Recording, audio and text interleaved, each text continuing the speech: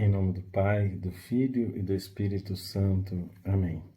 A graça e a paz de Deus, nosso Pai, o amor de Jesus, nosso irmão, e a força do Espírito Santo esteja convosco. Bendito seja Deus que nos reuniu no amor de Cristo. Queridos irmãos e irmãs, é com alegria que nós retomamos o nosso caminho de reflexão bíblica durante as quartas-feiras das nossas semanas, sempre às 19 horas, por este canal do YouTube da nossa paróquia Santo Antônio do Funcionários. Estamos retomando o caminho depois do mês da Bíblia e das festividades de São Francisco e ouvindo as solicitações das pessoas que nos acompanham para prosseguirmos com a meditação dos nossos profetas. Hoje vamos meditar, ouvir um trecho da palavra do profeta Oséias. Ouçamos com atenção o que esse pequeno grande profeta tem a nos revelar da parte de Deus, para aquele tempo e para hoje também. Bom momento de reflexão para todos nós.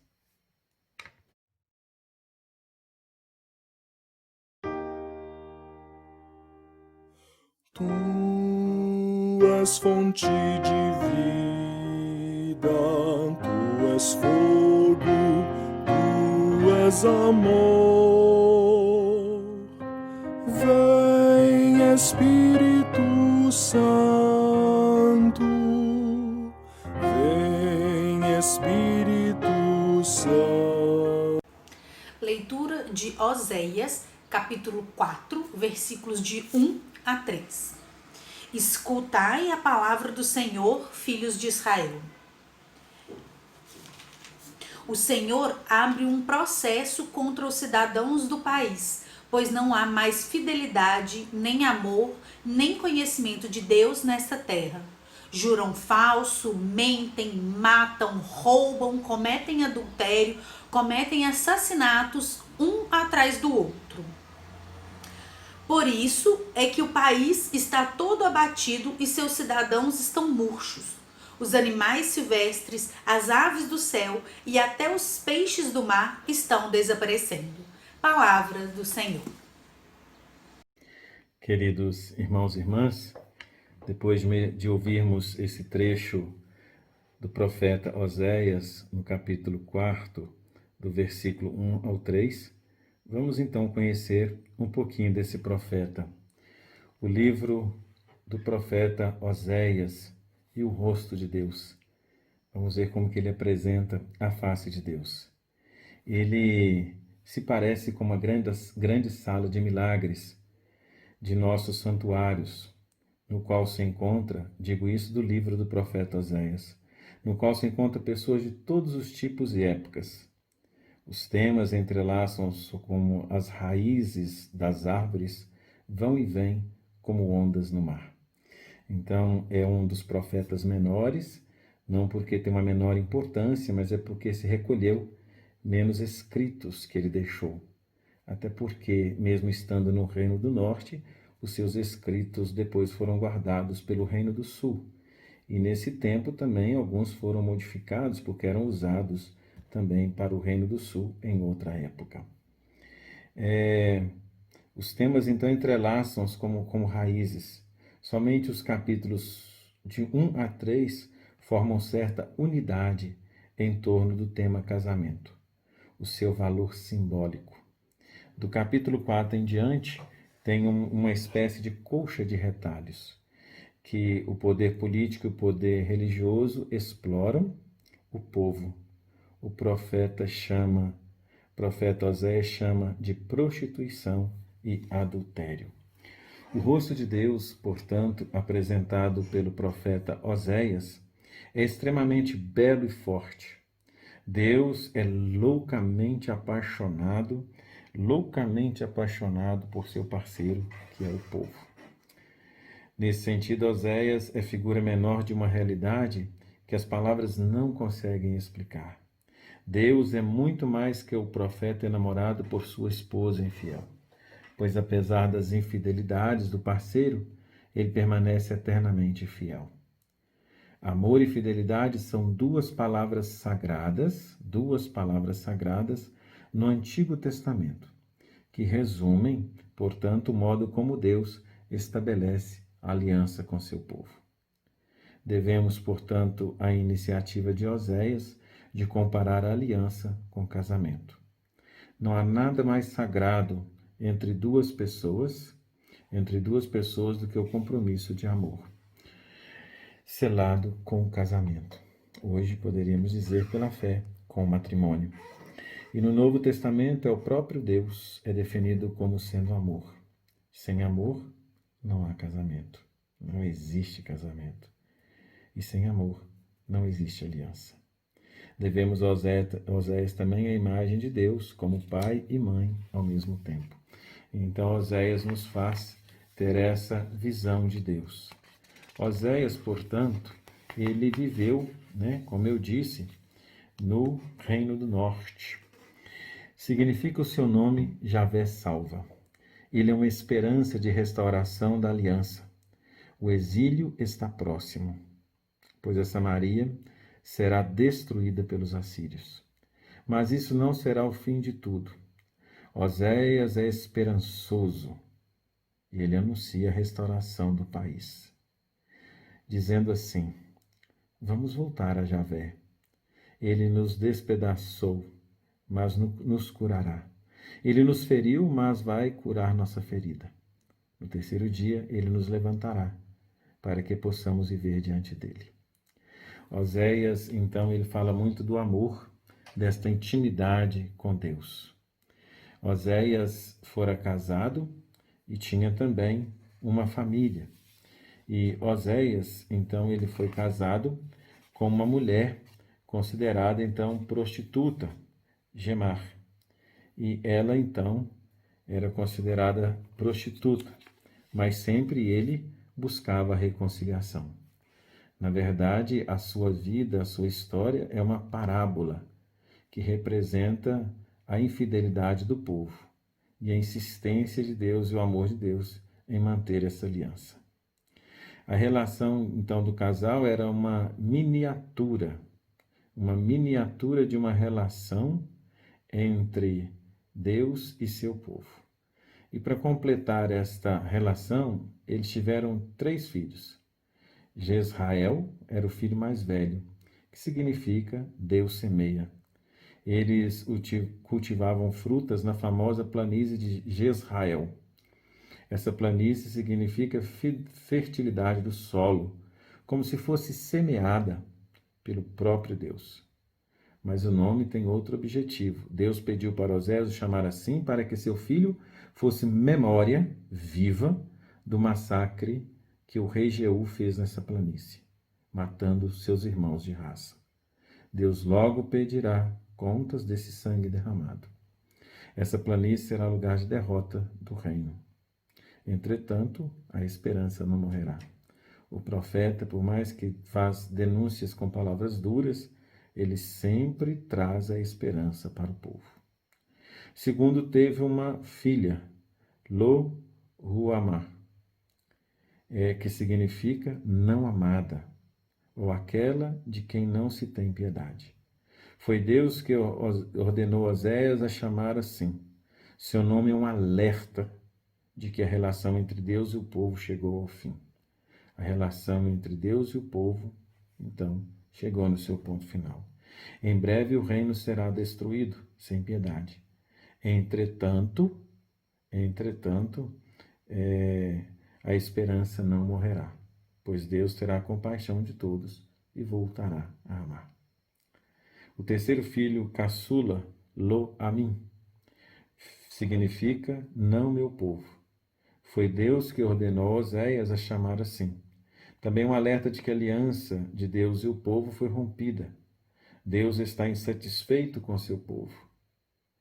Entretanto, a esperança não morrerá.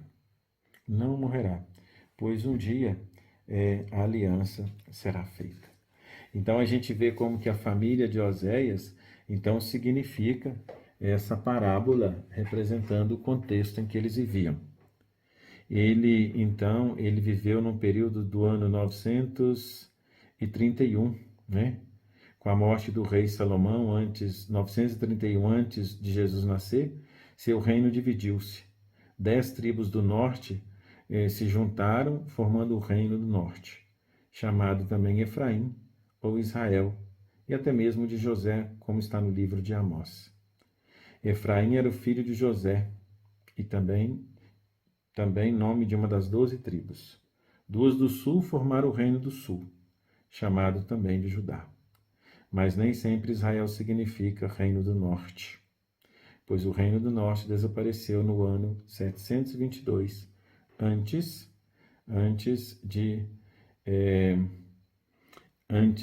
Jesus nascer.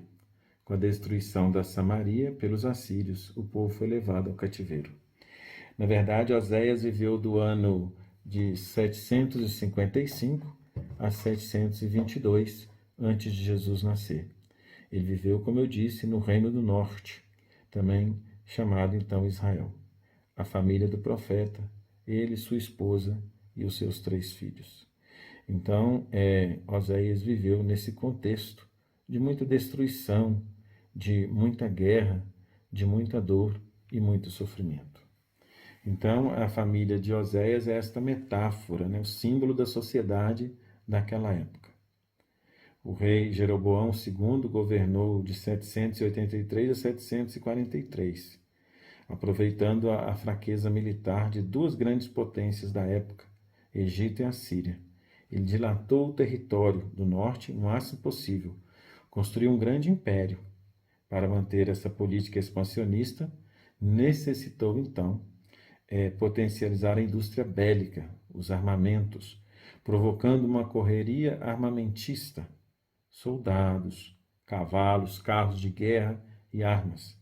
O livro de Oséias toca esse assunto dizendo, lá no capítulo 10, do 13 ao 14, visto que você confiou em seus carros de guerra e na imensidão de seus soldados, um grito de guerra se levantará contra as cidades e suas fortalezas serão destruídas. Então, ele viveu no período desta expansão. E para obter um número maior de guerreiros, Jeroboão II usou assim, de um artifício muito cruel, explorando a fecundidade das mulheres mediante ritos e cultos de fecundidade. Depois de 2 décadas, muitos rapazes engrossavam as fileiras do exército do rei, formando desse modo uma multidão de guerreiros. E para expandir ainda mais o território, entrou em guerra com o Reino do Sul, pela disputa do território da tribo. Algumas dificuldades que nós podemos apontar, vamos dividir em 3 momentos. Primeiro, do ponto de vista religioso, o que ele denuncia. Depois, do ponto de vista econômico e, por fim, eu penso que do ponto de vista também econômico, do ponto de vista político. O do político a gente já começou a falar, Então, do ponto político é que ele então quer expandir o seu reino. E para isso utiliza dessas formas cruéis, A fecundidade das mulheres, explorando a fecundidade das mulheres que tivessem filhos homens, para se tornarem soldados, e as guerras, matando as pessoas. Quem vai sofrer com tudo isso? O povo da roça, porque além de perder os seus filhos para a guerra, tem que nutrir o país, porque o país precisa vender muitos produtos para satisfazer a corte, O país está em guerra, então não tem como estar importando, tem que estar vivendo do que ele produz. E o povo da roça que sofre o grande peso. Então, o primeiro ponto foi o ponto de vista político. Agora, do ponto de vista religioso, o Reino do Norte sempre existiu o culto aos deuses cananeus, chamados de Baais. Baal era o deus da fecundidade, da terra e do seio. Ele que permitia engravidar e dar à luz. Os cultos cananeus da fertilidade foram explorados, então, pelo rei Jeroboão II para os fins bélicos. O livro de Oséias fala da infidelidade conjugal e até de adultério. É uma linguagem que denuncia os cultos de fecundidade. Olha-se no contexto religioso. Cananeus aos quais o povo foi induzido por iniciativa do rei. A relação entre Deus e seu povo, ou seja, o Deus da aliança, o Deus Javé, foi rompida nesse processo. Eles romperam por influência do rei para poder gerar filhos. Então, para sustentar a guerra. Olha o que alguém que se diz religioso pode instrumentalizar a fé das pessoas, fazendo com que elas até traiam o seu próprio Deus para garantir o seu poder. Toda vez que se une poder com religião, seja qual for, é sempre muito, muito perigoso. A relação entre Deus e seu povo, então, foi rompida. O povo de Deus sempre acreditou que a fecundidade do solo e do seio, fruto da bênção, é fruto da bênção de Javé. Atribuir essa crença aos Baais, atribuir essa crença ao Deus Baal, foi a mesma coisa que ser infiel à aliança, ser adúltero. A mais grave foi a religião de Javé servir de apoio à política expansionista e exploradora do rei. Talvez o crime mais pesado aqui foi do poder religioso, que deveria ser fiel a Javé e libertar o povo. Não, usou da religião para subjugar o povo e ainda fazer o povo trair Deus. Desde a criação do Reino do Norte foram criados 2 santuários que favoreciam a política do rei. Quem criou foi Jeroboão I. Ele também modificou as festas com suas datas, olha que a coisa já era antiga, né? Com suas datas, para evitar que o povo fosse a Jerusalém, que Jerusalém estava em outro lugar, em outra região, para as festas levando as ofertas, querendo que as ofertas ficassem lá. Impedir a evasão das divisas. Esse foi um dos motivos que provocaram as denúncias de Oséias. O profeta de Amós, como nós já vimos algumas semanas atrás, né, lá para agosto, ele foi enviado a Betel para denunciar o tipo de religião aí praticado, suporte para a política do rei. E Amós, ele era do Reino do Sul, foi para o Reino do Norte fazer essa denúncia. Ele depois voltou para a casa dele. Também Oséias voltou-se contra Betel pelos mesmos motivos. Ele chamou Betel, significa casa de Deus, e Bet-Aven significa casa da mentira e do crime. Chamar Betel de Bet-Aven significou denunciar a religião como suporte da política do rei Jeroboão. Assim, Oséias e sua família foram muito perseguidos, porque eles moravam no Reino do Norte. Amós voltou para o Reino do Sul. Então, ele sofreu bastante. Do ponto de vista econômico, o expansionismo, então, o militar do Reino do Norte trouxe consigo outro problema ainda, na perspectiva econômica. Para alimentar a corrida era necessário, essa corrida armamentista, muito dinheiro.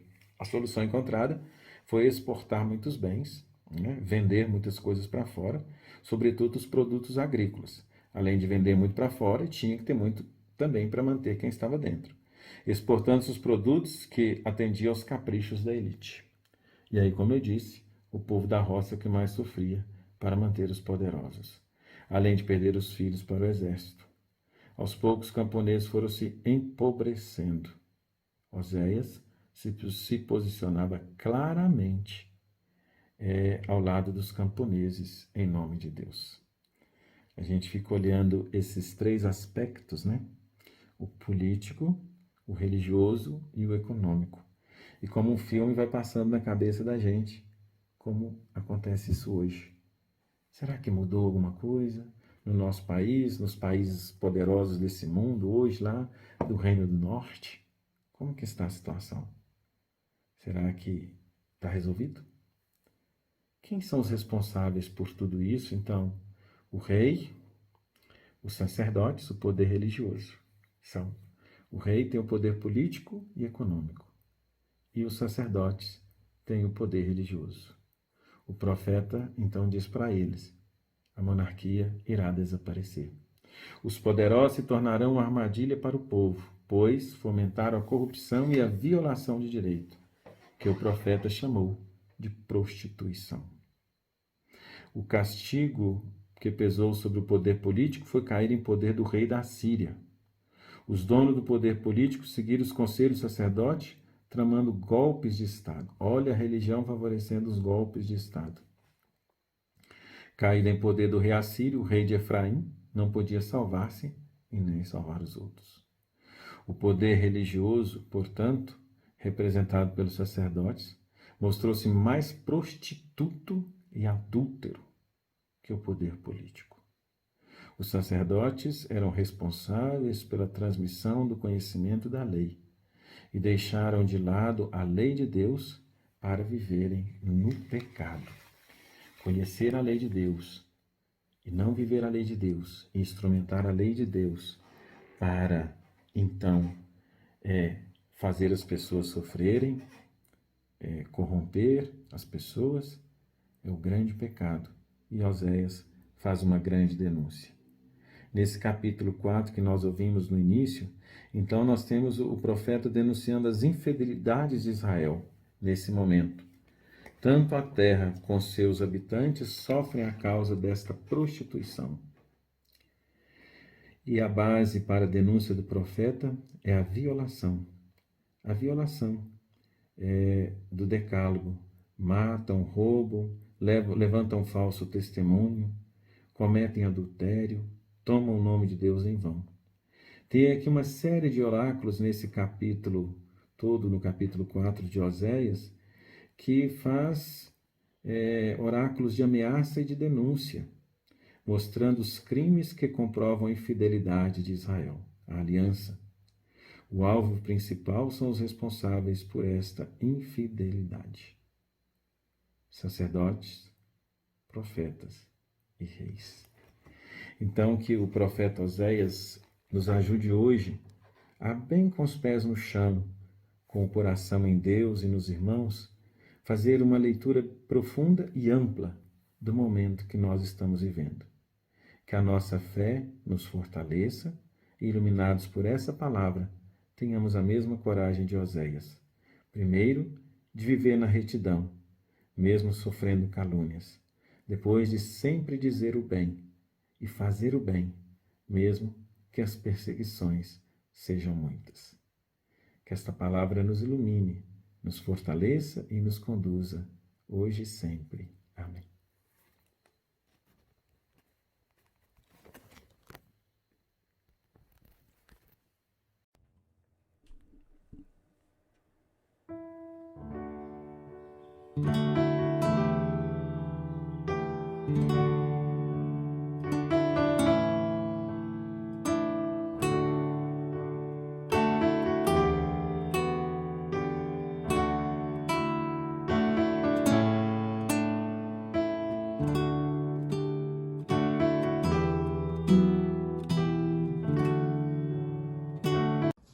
Neste mês das missões, somos chamados a viver uma vida missionária em sintonia com os ensinamentos de Jesus.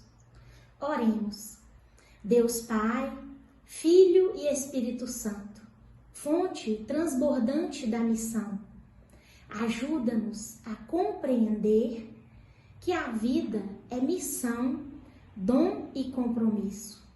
Que Maria, nossa intercessora, na cidade, no campo, na Amazônia e em toda parte, ajude cada um de nós a ser testemunhas proféticas do Evangelho, numa igreja sinodal e em estado permanente de missão.